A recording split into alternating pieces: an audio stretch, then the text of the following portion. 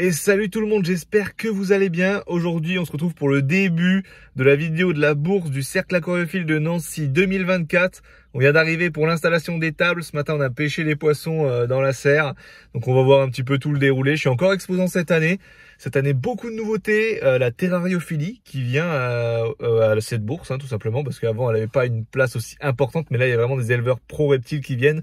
Donc, ça va être vraiment très cool. Allez, c'est parti, on va aider. Je suis déjà en retard, donc on va se dépêcher. Allez, go.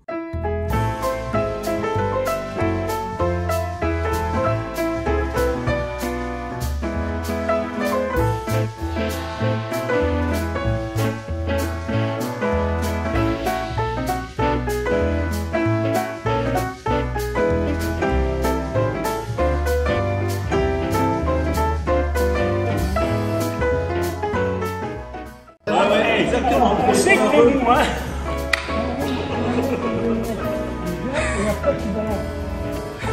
C'est pas con, Jacques. Il a des bons conseils de Jacques. Je veux pas écouter Jacques, je peux d'ailleurs. Allez, vas-y, ne rate pas. Oui. C'est beau. Merci Jacques. Quel talent.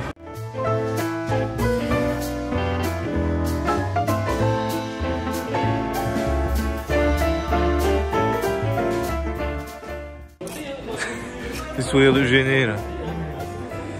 Hop, on prépare un peu la bourse. Là, on a installé toutes les tables. Il y a les électriciens là-bas qui sont en train de débattre sur comment faire pour tout brancher. Et du coup, nous, là, on a des petites plantes, des petites boutures de plantes, là, plein d'isopodes, de l'escargot un peu à redispatcher, des kilos d'os de sèche.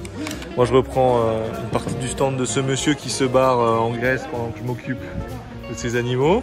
Quelle arnaque. Et voilà, c'est ici que ça va se passer.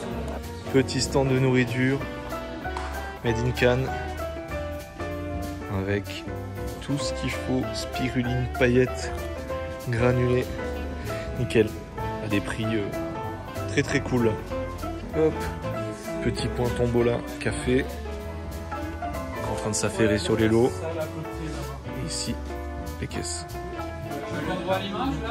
Ça marche comment? Non, il n'y a pas de... Dès que tu adhères dans la sauce, il y a une petite coche tout en dessous du bulletin. Et après, j'ai le droit d'utiliser ton image.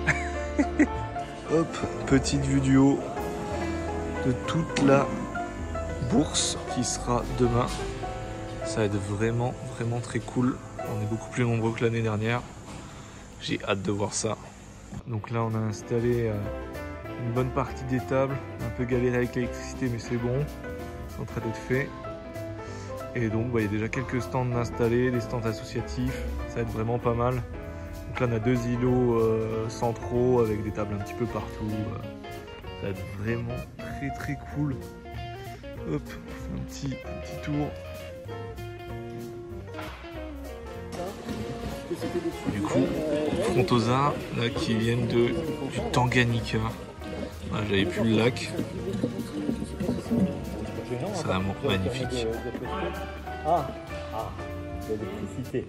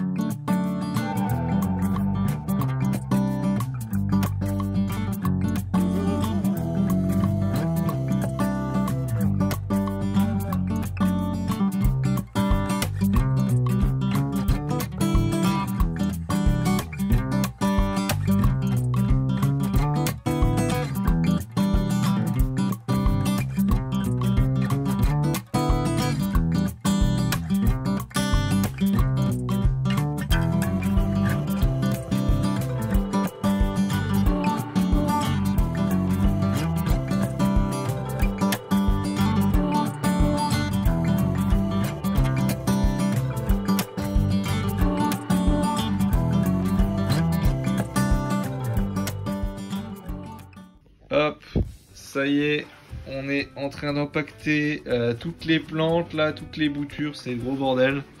Julien qui est en train de faire un bon petit substrat, hein. Il a la recette, il connaît bien. Et oui. Et voilà, puis on va mettre les larves après et puis ça sera bon. Voilà, là actuellement on est en train de faire un petit peu. Là, je suis en train de l'employer, le petit Julien. On est en train en fait de faire toutes les boîtes, hein, tout simplement. Donc là, en fait, on a imprimé des feuilles avec. Oula, c'est pas du bon sens du tout. Avec le nom de l'espèce, le prix, qu'est-ce qu'il y a dans la boîte. Donc voilà, là, on est un peu en train de tout faire. C'est un petit peu le chantier. Et là, avec ça, on va faire un petit truc pédagogique qui va être bien sympa. Tu peux couper plus vite, s'il te plaît? Ma gueule, là. Regardez-moi ça, les gars, comment on s'est bien débrouillé là pour faire un petit cycle de vie sur les coléoptères. Ça va être vraiment sympa pour expliquer un petit peu comment ça se passe. Encore merci à Yann pour les deux coléoptères qui sont imprimés en 3D. Donc ça, c'est des scarabées rhinocéros japonais et c'est vraiment hyper réaliste. Donc là, c'est que de l'impression 3D. Regardez même les antennes et tout, c'est vraiment nickel. En plus, ça a été repeint. Yann, merci encore, t'as bien géré sur le coup là. Et ça évite en fait tout simplement d'utiliser des spécimens naturalisés qui sur un tableau comme ça se dégraderaient hyper vite dans le temps, quoi. Ça y est, on a rushé, mais tout est installé. C'était un gros bordel, on a fini hier, il était quoi, presque 1h du matin. Puis là c'est tous les stands un peu des jeunes du Cannes.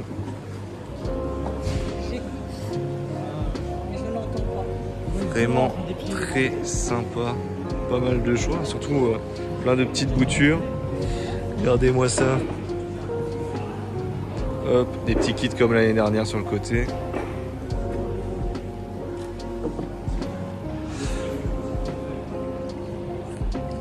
Alors Julien, t'as bien bossé hier soir? Oh oui, très bien. Ah, on a encore un peu de stock sur le côté. On va essayer de pas trop surcharger le stand. Puis voilà ce que je vends en coléo. Hop, de l'autre sens, ça sera peut-être mieux. Tac. Donc des imagos, des adultes, des larves. Un petit peu de diversité. Alors Axel, on la sent bien la bourse ou pas? Oh, j'espère. T'espères? Ouais. Bah j'espère parce que vu tout ce que t'as ramené, il y a de quoi faire là.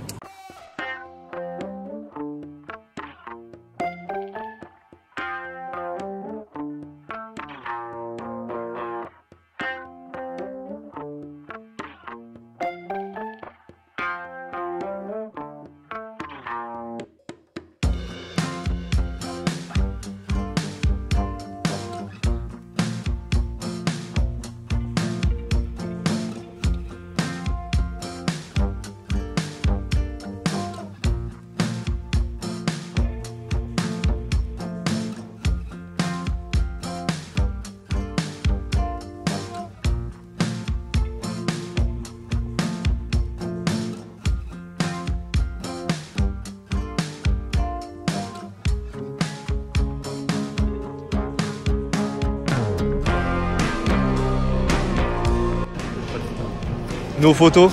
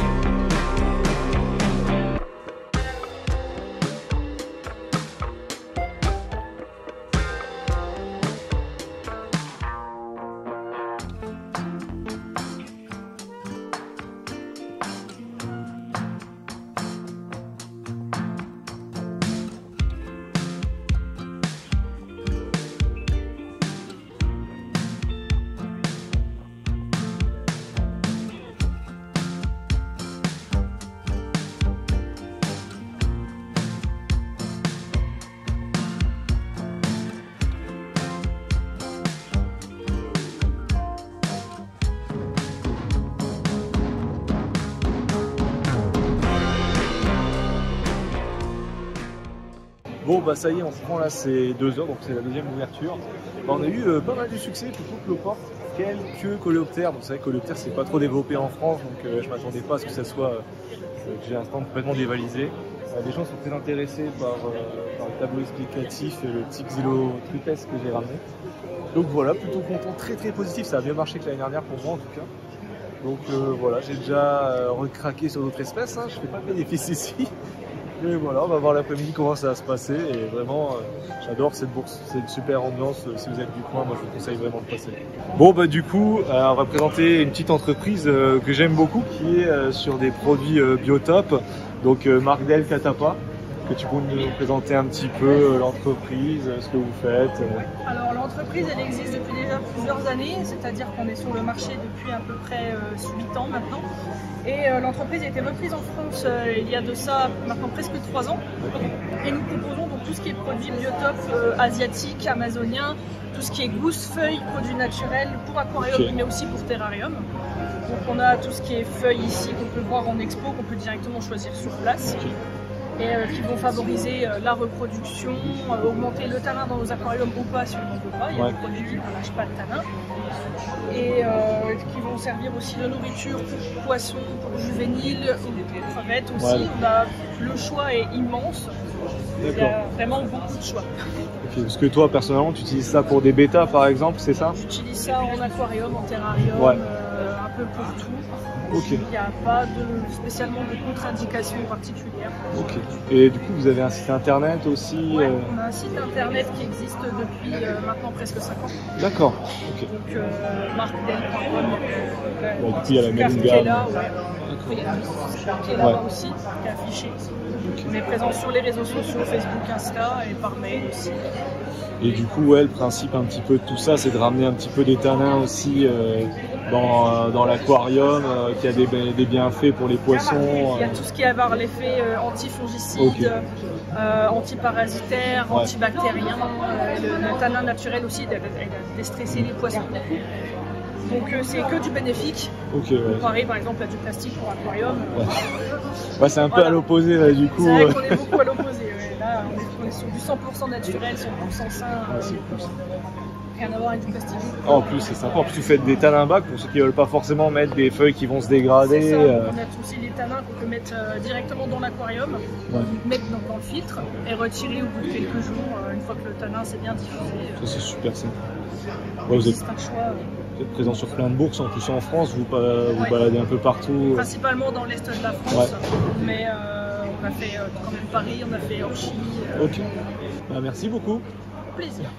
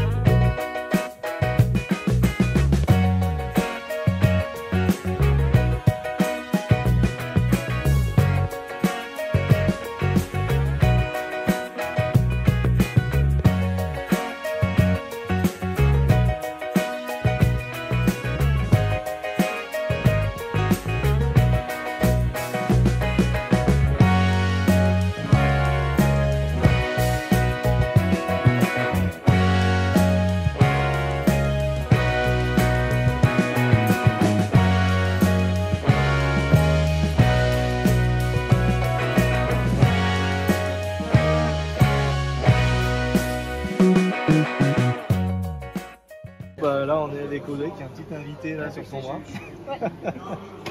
Et Audrey, toi tu es venu vendre un peu de blattes mais aussi pas mal d'escargots. Tu peux nous en parler un peu? Des escargots géants d'Afrique. Les miens c'est des Lissacatina fulica. Alors j'ai plusieurs formes. Tu peux en montrer quelques-uns. Voilà, je peux te montrer le plus gros. Nickel. Voilà, lui il est adulte. C'est sympa, la coquille, il dort. Voilà, j'en ai d'autres qui dorment aussi. Et ça, du coup, il y a des colorations qui sont un petit peu différentes, c'est ça? Ça, c'est White Jade. Et celui-ci, c'est un... Il y en a qui disent classique, il y en a qui me disent Wild Morph, parce que c'est celui de base dans la nature. Voilà. Au Gabon, ils les bouffent. Ça m'étonne pas. C'est bon? Bah ouais. Ici, pourquoi pas? Et oui, non, mais t'en as pris avec de la coquille blanche tout à l'heure, c'est ça? Oui, bah ils ont tous été vendus, il y a beaucoup de gens qui m'ont pris des couples. Ah ouais, d'accord. Voilà. Ah bah c'est cool. Ouais, c'est beaucoup des gens avec des enfants. Au Gabon, au bord des pistes, tu te promènes au bord des pistes et d'un coup, tu vois, ils sont comme ça accrochés à des lianes, tu vois, et ils sont sur des piquets, et puis les gens qui veulent manger, ils les achètent aux habitants. Ah ouais. C'est cool, en plus pour la vidéo, on a une petite expérience, une personne sur le terrain, c'est nickel. Je t'assure. Ouais, j'ai vu qu'il y a pas mal de gens en Afrique qui font des apprend plein d'autres élevages. choses. Ouais. C'est vrai que c'est facile, ça se reproduit à fond. Ouais. Voilà. Non, mais Il y en a qui les consomment. une personne qui est aussi du KCF, hein, comme Alexis tout à l'heure, la section Est. On fait encore la pub. Enchanté. Du coup, voilà, tu as d'autres informations complémentaires, ça se nourrit de quoi? Comment tu les maintiens? Beaucoup fruits, légumes, voilà, j'essaie de varier un maximum. Il y a quelques exceptions, du genre les pommes de terre, tout ce qui est ail, oignon, tout ce qui est de la famille, voilà, c'est comme beaucoup d'animaux, c'est un peu toxique.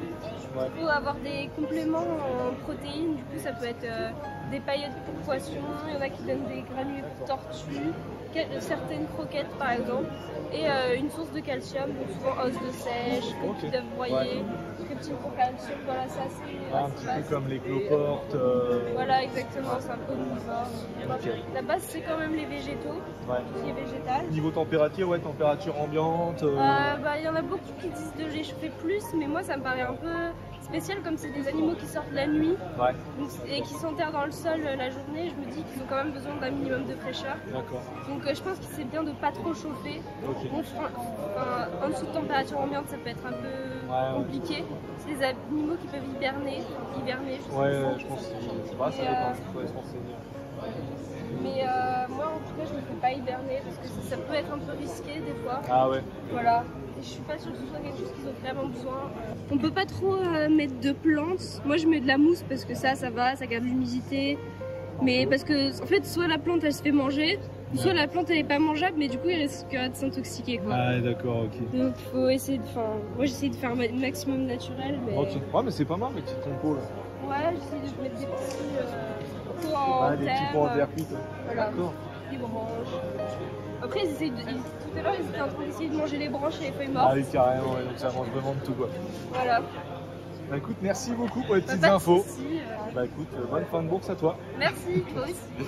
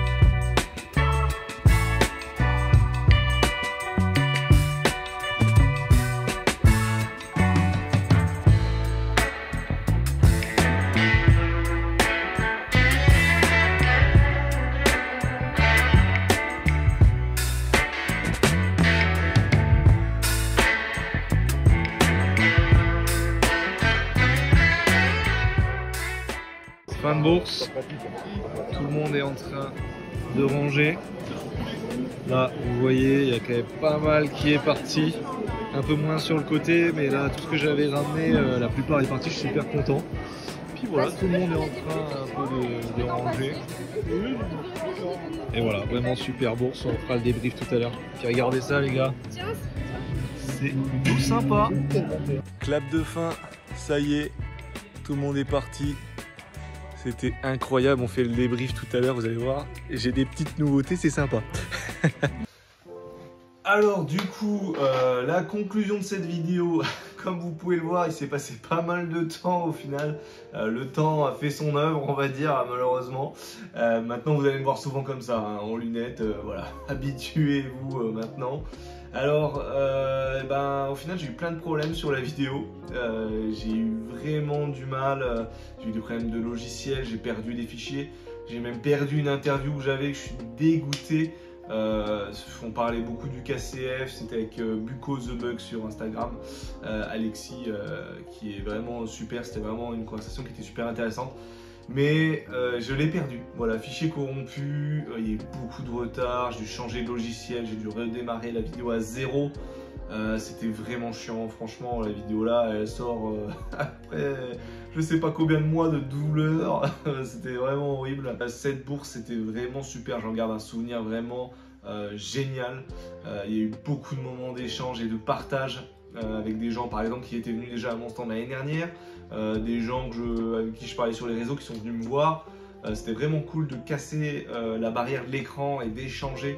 Et je trouve que de toute façon le partage et l'échange c'est quelque chose qui est un des moteurs de notre passion aussi. C'est vraiment important parce que si on reste dans son petit coin et tout, on fait ses trucs, bon, c'est toujours cool, mais vraiment partager ça donne une autre dimension à la passion et c'est ça qui est vraiment génial. C'est pour ça que j'ai fait cette chaîne YouTube d'ailleurs hein, au final, mais du coup passer sur le réel c'est encore quelque chose un niveau au-dessus qui est vraiment génial. Du coup j'ai ramené quelques petits trucs hein, de cette bourse. J'ai ramené ma colonie de Camponotus singularis qui a vraiment du mal à se développer, j'ai fait une vidéo dessus, voilà je vous invite à aller regarder, c'est vraiment des fourmis super. Et j'ai acheté aussi un petit trio de crabes vampires, ça je vous le montrerai dans une prochaine vidéo, je pense qu'on se fera vraiment un paludarium autour, vous allez voir ça va être vraiment très sympa. Cette bourse était vraiment géniale, il y a toujours eu une bonne ambiance, mais cette année il y avait vraiment une super bonne ambiance. Tout le monde s'entendait bien, c'était très organisé, franchement c'est quand les bourses se passent aussi bien, c'est vraiment agréable. Il y avait aussi beaucoup de bénévoles hein, qui ont donné du leur pour que ça se passe super bien. Mais vraiment la bourse du Cercle Aquariophile de Nancy c'est vraiment une bourse que moi j'adore. Et en plus il y a énormément de diversité, on se rend pas compte, mais je veux dire, c'est une petite bourse locale. On avait des serpents très recherchés comme du Morelia viridis, on avait de la dendrobat, on avait énormément de diversité de poissons, une grosse diversité d'invertébrés que j'ai pas vu dans certaines bourses terrario. C'est ça qui était vraiment génial aussi. Mais voilà, c'est vraiment une bourse, je trouve, qui a un potentiel incroyable. Donc vraiment, si vous êtes près de Nancy, n'hésitez pas à venir, vous ne serez pas déçus, vraiment, je vous le conseille. Et puis passez me dire coucou aussi, il n'y a pas de souci, ça me fera plaisir. Voilà, et d'ailleurs, la bourse de cette année de 2025 est déjà prévue, ça sera le 27 avril. Je vous mettrai un lien en description si jamais vous voulez être exposant ou vendre des choses. Vous pouvez louer des mètres de table en fait, tout simplement. Donc il y a encore quelques mètres de disponibles, ça part assez vite, donc si vous êtes intéressé, n'hésitez pas. Mais voilà, c'est vraiment une super bourse. En tant qu'exposant, moi c'était vraiment très enrichissant, c'était vraiment génial. Et donc voilà, on se retrouve de nouveau le 27 avril, je sais pas si je referai une vidéo, on verra, je pense que je vais plus profiter du moment. Parce que c'est vrai que des fois c'est un petit peu chiant d'aller faire les vidéos et tout, alors qu'on a son stand à gérer et tout, c'est encore quelque chose en plus. Même si j'adore faire des interviews d'exposants, mais bon voilà, on verra si l'année prochaine il y a vraiment un intérêt. Donc voilà, j'espère que cette vidéo vous a plu, n'hésitez pas à liker et partager, ça aide beaucoup la chaîne. Et puis on se dit à la prochaine, hein. Salut à tous!